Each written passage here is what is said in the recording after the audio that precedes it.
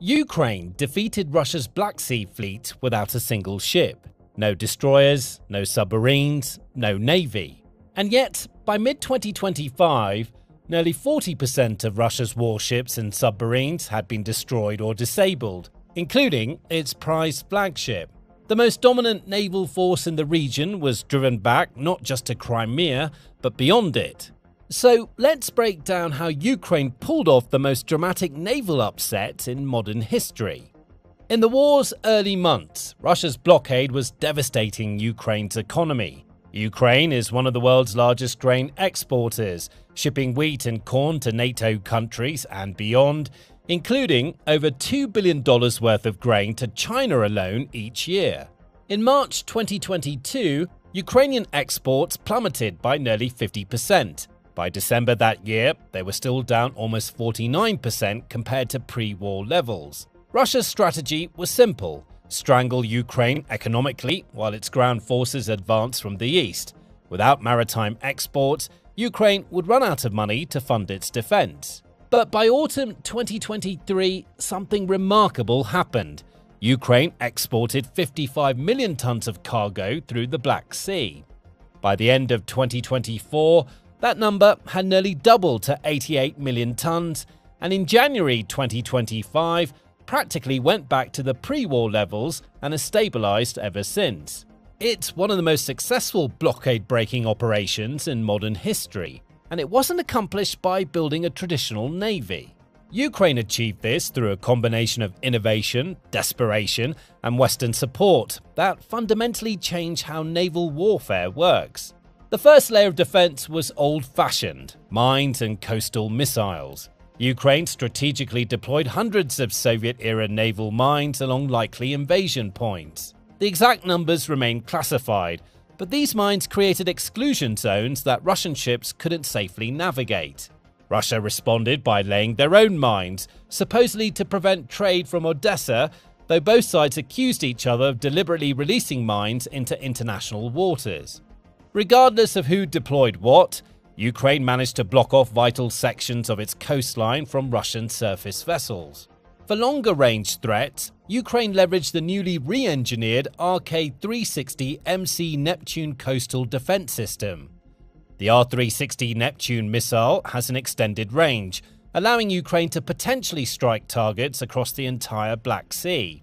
Combined with short-range coastal artillery, effective within dozens of miles offshore, Ukraine created what military planners call a defensive triangle: mines, artillery, and missiles working in concert. But these defensive capabilities pale in comparison to what came next. Ukraine developed unmanned naval drones, which were hailed as one of the quickest military innovations in modern history, with devastating practical applications. The Magura V5 became Ukraine's precision ship killer. This small, vessel-shaped drone has a range of up to 500 miles with 60 hours of battery life, giving it excellent roaming and loitering capability. It cruises at speeds around 22 knots or 25 miles per hour.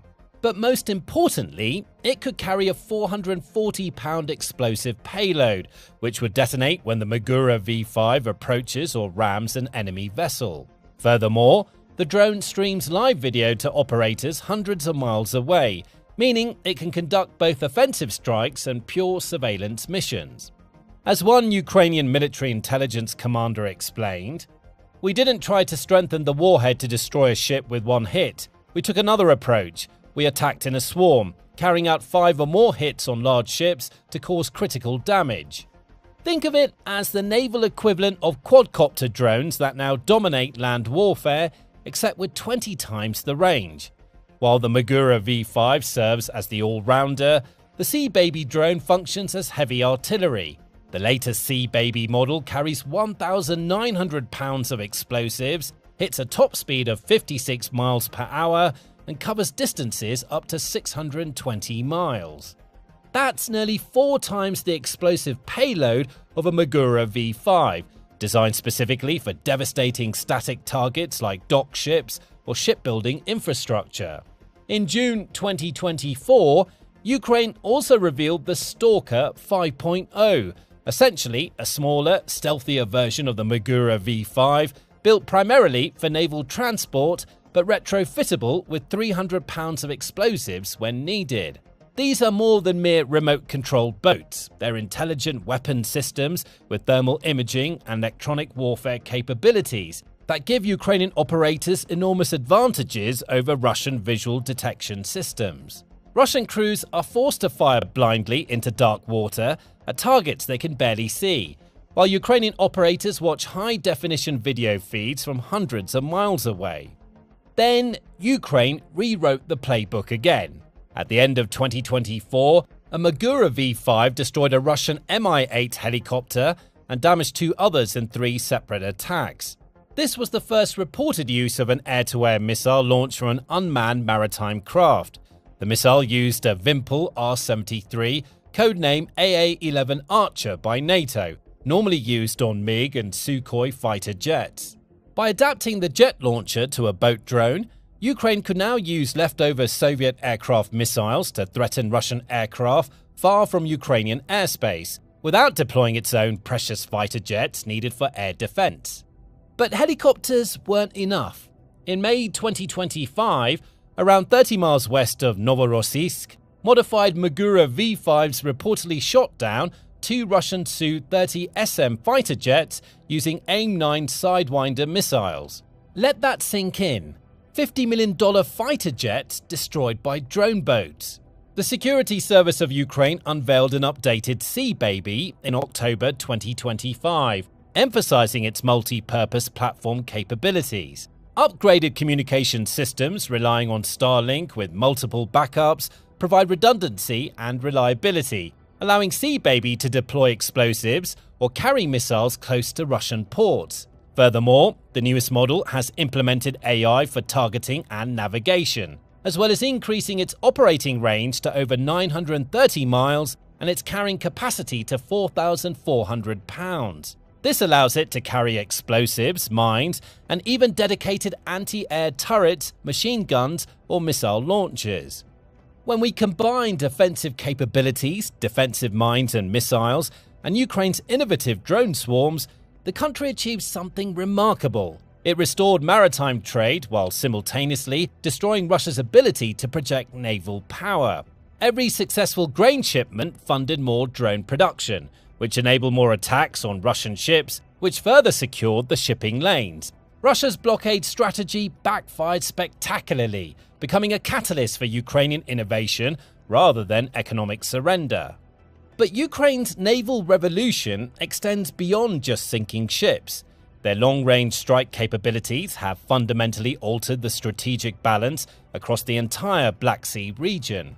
Nowhere is this more evident than in Crimea. In June 2025, Ukraine launched its third major attack on the Kerch Bridge, the vital connection linking Crimea to mainland Russia. Ukrainian intelligence reported planting over 2,000 pounds of explosives at the bridge's base.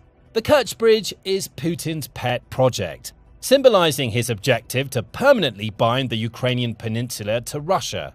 More practically, it serves as one of the primary supply lines for Russian troops operating in southern Ukraine. The bridge's vulnerability forces Russia into an impossible choice: defend every meter of this exposed structure, or rely on slower, riskier overland supply lines through occupied Donbass, which are constantly under Ukrainian long-range attack. But the real strategic goal involves Sevastopol itself.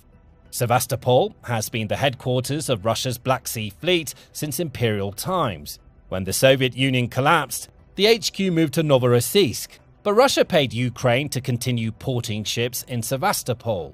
After Crimea's annexation in 2014, Sevastopol once again became the center of Russian naval operations. And with centuries of development, established supply lines, and defensive infrastructure, Sevastopol provided Russia with optimal positioning to control the western Black Sea and threaten Ukrainian coastal operations. Ukraine's long-range drones like Magura V5s and the Sea Baby put every ship and building in Sevastopol at risk.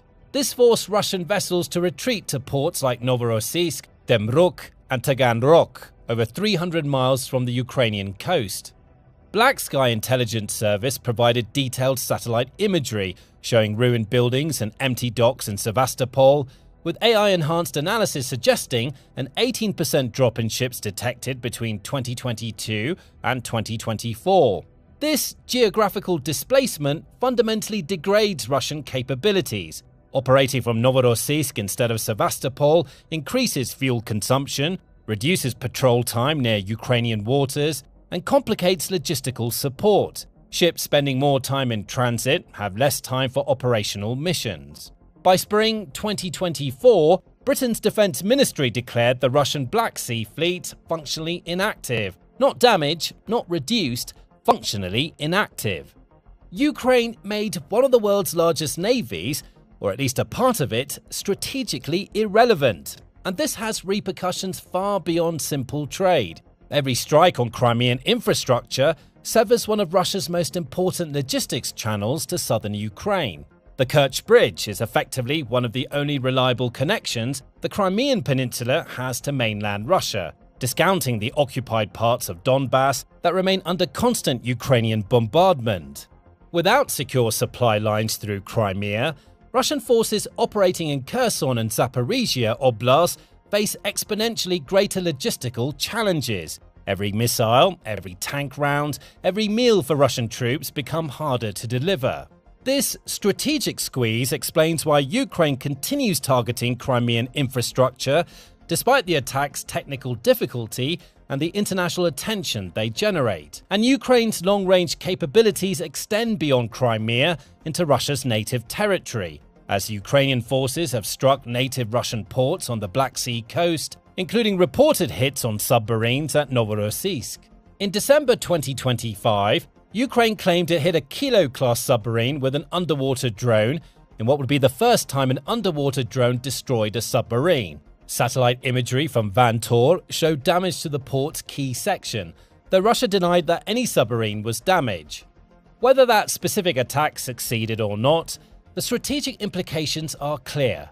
Russia's submarines, supposedly safe in their home ports, are now vulnerable to attack. This matters because Russia's submarine arsenal remains one of the country's most important force projection tools, especially regarding NATO. Russia operates 8 Borei-class nuclear ballistic missile submarines, each carrying 16 nuclear missiles, forming a crucial part of Russia's nuclear deterrent. 3 additional Yasin-class attack submarines provide tactical flexibility with cruise missiles and anti-ship capabilities. The US Office of Naval Intelligence considers the Yasin class the least detectable of Russian and Chinese nuclear submarines, making them genuine threats to NATO naval operations. But here's the paradox. Russia hasn't used its submarines to great effect in this war. The reasoning is simple. Russia is attacking a nation with no notable sea-based assets. Ukraine has no destroyers to hunt, no carrier groups to threaten, no maritime supply convoys to interdict. The Black Sea itself also isn't particularly suitable for deep-sea submarine operations. It's relatively shallow compared to oceanic waters, and the narrow Turkish Straits create choke points that make submarine movements detectable. Most importantly, a nuclear-armed submarine won't actually launch nuclear weapons against Ukraine. Putin is well aware that firing nuclear missiles at a non-nuclear nation would trigger an immediate NATO nuclear response, spelling doom in the subsequent nuclear war. So, Russia's most powerful naval assets sit idle or conduct limited cruise missile strikes. They could accomplish just as easily from surface ships or ground-based launchers. The submarines represent deterrence against NATO intervention, not practical tools for conquering Ukraine. It's a fundamental mismatch between Russia's naval capabilities and the actual requirements of this war. They built a navy to counter NATO carrier strike groups, not to support a land invasion of a neighbouring country. And the submarine situation exemplifies a broader problem: Russia's inability to maintain and modernise its naval forces. Russia once possessed multiple aircraft carriers. Most were ultimately sold to other countries, with China and India buying decommissioned Russian carriers to jumpstart their own programs. Only one remained, the Admiral Kuznetsov. The Kuznetsov was supposed to be Russia's prestige platform, proof that Russia remained a global naval power. But in July 2025, reports suggested Russia might actually scrap its only aircraft carrier rather than complete its modernization. Let that sink in for a moment. Russia would abandon its sole carrier, reducing its carrier fleet to zero. The Kuznetsov entered service in 1991 and has been out of action since 2017, undergoing repairs that never seemed to finish. The ship originally entered a brief overhaul period after deployment off Syria, but accidents, delays, and cost overruns have kept it docked ever since. According to one analysis, the current physical state of the ship is reportedly dire, but the real problem runs deeper than hull maintenance. Over 8 years out of service has allowed the human capital of Russian naval aviation to wither. Without trained pilots and aircrew maintaining proficiency, carrier operations become effectively suicidal. Even if the Kuznetsov returned to service, reconstituting a functional air wing to stock it would take years. The only shortcut would be Russian pilots training on Chinese or Indian carriers, and there's no indication that's happening. This puts Russia severely behind maritime powers like the United States, with 11 nuclear carriers, but also France, Britain, and even China in terms of projecting air power at sea. And the scrapping would be a humiliating admission that Russia can no longer sustain even a single carrier. Of course, you could theorize that this is a strategic move, focusing Russian forces on defense where ground-based aircraft would theoretically suffice. But it more likely reveals the brutal truth. Russia no longer has aspirations of maintaining its status as a naval power following its monumental defeat in Ukraine. The rot extends throughout Russian naval infrastructure. According to the Jamestown Foundation, Russia's shipbuilding corporation recorded hundreds of millions of dollars in net losses despite billions in reported revenues. Russia is still attempting to modernize its fleet, spreading efforts across cruise missile upgrades and more efficient diesel engines. But these are countrywide efforts targeting Baltic and Pacific fleets, despite their having no relevance to the war in Ukraine. Ships that should be operational often sit in repair, lacking spare parts or suffering from substandard maintenance due to budget theft. Corruption siphons off procurement funds, while military planners coordinate operations with inventory that doesn't actually exist. Meanwhile, Russian contractors face centralized control, lengthy approval processes, and chronic underfunding that forces them to accept below-market payments. This creates a vicious cycle, where Russian military equipment barely works, often failing catastrophically at the worst possible moments. But Russia faces another fundamental problem beyond production capacity: geography. You see, Russia has not one but 4 separate major navies: Black Sea, Baltic, Northern, and Pacific. All these fleets have different home ports, which are practically isolated from one another. Russia has no way of transporting ships over land or sea between them, especially during open conflict. Turkey controls the straits connecting the Black Sea to the Mediterranean through the 1936 Montreux Convention. During wartime, Turkey can close these straits to outside warships, which includes Russian warships not native to the Black Sea fleet. This means Russia can't reinforce Black Sea losses with ships from other fleets. They can only draw from vessels whose home ports are designated on the Black Sea itself. Each part of Russia's navy is effectively stranded in its home port, unable to support operations elsewhere. On the west, Sweden and Finland's NATO membership means any attempt to leave the Baltic ports would face anti-ship missile batteries on Finnish and Estonian coasts, plus ultra-silent Swedish submarines lurking in the narrow Baltic waters. The Northern Fleet, based on the Kola Peninsula, operates in a completely different theatre, focused on Arctic operations and strategic submarine deterrence. Those assets can't help with Ukraine. The Pacific Fleet faces similar isolation, separated from European Russia by the entire Asian continent. This geographic fragmentation means Russia's on-paper strength of 80-plus Black Sea Fleet vessels at the war's start represents the entirety of naval power they could bring to bear. Losses won't be replaced from other fleets, only through new construction from shipyards that are failing. Compare this to NATO, where alliance members can coordinate and move naval assets globally. American carrier strike groups can deploy from Norfolk to the Mediterranean. French and British vessels can operate alongside one another seamlessly. Russia's navy exists in isolated pockets, each incapable of supporting the others, creating strategic vulnerabilities that Ukraine exploited brilliantly. So what does the future hold for Russia's navy? The brutal reality is that Russia's ground and air forces have been so spent in Ukraine that naval concerns barely register on Moscow's priority list. Naval modernization takes years and costs billions.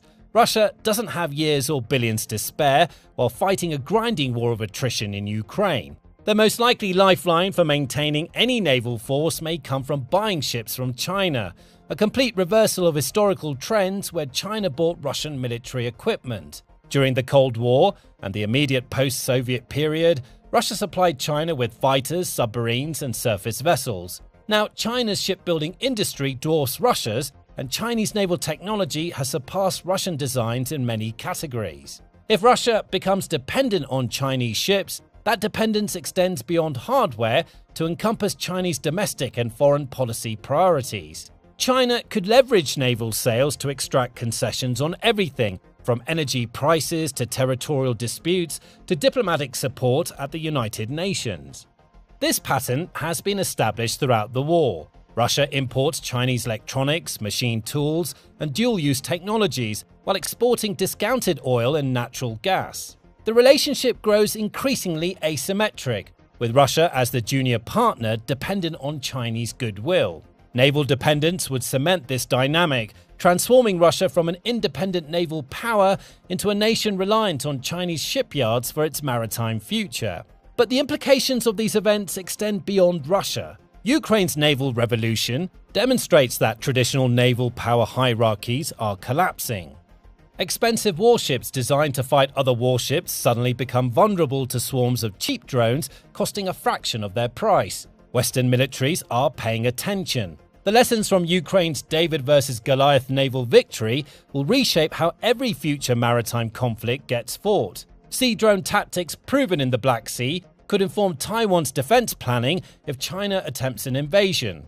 Dozens of underwater and surface drones waiting off the coast could devastate an amphibious assault force. When this war eventually ends, military academies worldwide will teach Ukrainian naval tactics, as the moment asymmetric warfare definitively proved that innovation beats numbers, that desperation breeds genius, and that the future belongs to whoever adapts fastest. Russia's Black Sea fleet didn't just lose to Ukraine, it lost the future of warfare itself. And that future arrived courtesy of Ukrainian engineers working in garages under daily bombardment, building drone boats from jet ski parts and off-the-shelf electronics, proving that you don't need a navy to win a naval war. You just need to be smarter than your enemy.